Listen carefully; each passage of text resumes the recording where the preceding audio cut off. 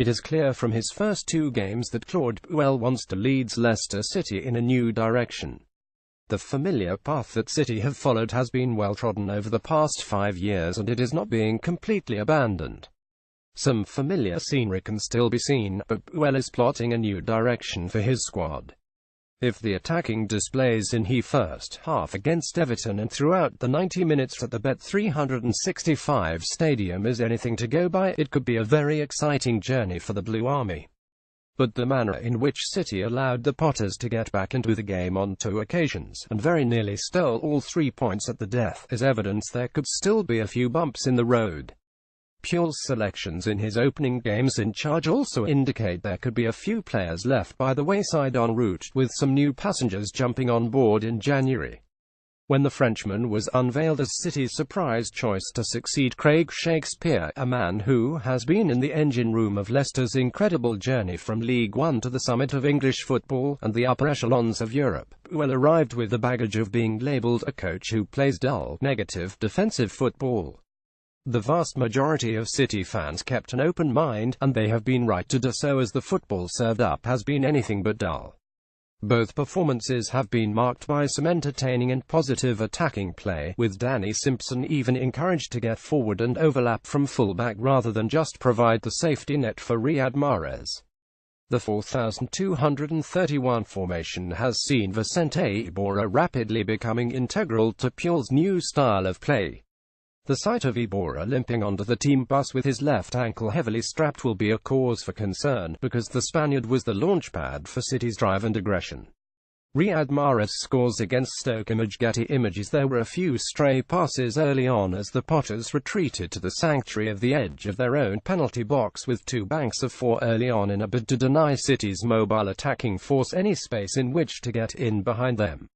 Iborra and Wilfred Ndidi were allowed the freedom of the middle third of the pitch to get on the ball unopposed and tried to prise open the Stoke red and white wall. Mark Hughes knew what City's strengths were, and while it was surprising to see a home side sit back so deep, to the frustration of some of the home fans, it was a tactic that seemed to be working. Such a ploy is completely dependent on scoring the first goal, and while Kasper Schmeichel produced the first of 3 excellent saves to deny Maxim Choupo-Moting after a rare Stoke foray, it was City who seized the initiative. Iborra does not just add a presence to City's midfield, his physicality in both penalty boxes is another asset. He broke the deadlock when Mahrez's cross was headed back into the danger zone by Harry Maguire, and as he slid onto his knees in celebration in front of the travelling Blue Army behind the goal, a new terrace hero was being born. Iborra, whoa ho ho. He comes from sunny Spain to live in Saffron Lane, they sang with gusto.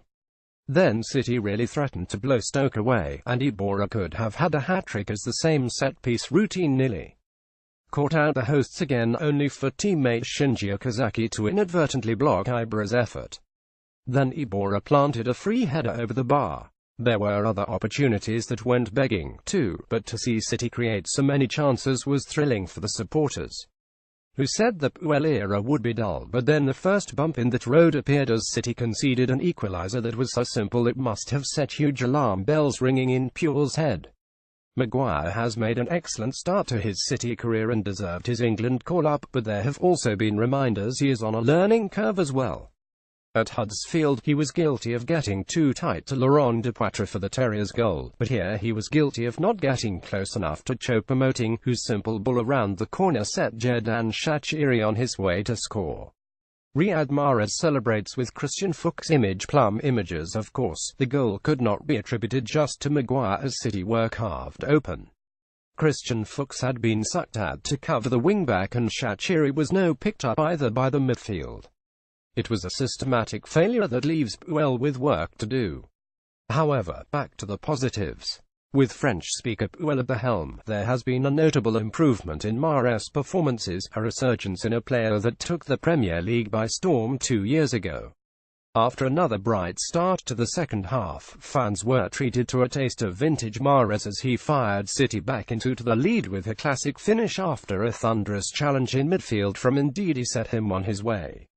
If Puel can convince Mahrez, who was not even in the top 30 candidates to retain his African Player of the Year award last week after a disappointing year in which he had lost his way, that he would be better served staying at City and getting back to his best, it will be good for all concerned.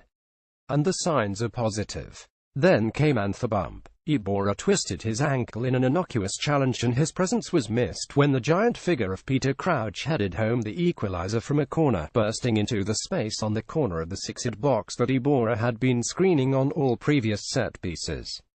Schmeichel even had to produce excellent saves to deny Ryan Shawcross and Kurt Zouma from set plays late on as a victory that seemed on the cards almost turned into a crushing defeat.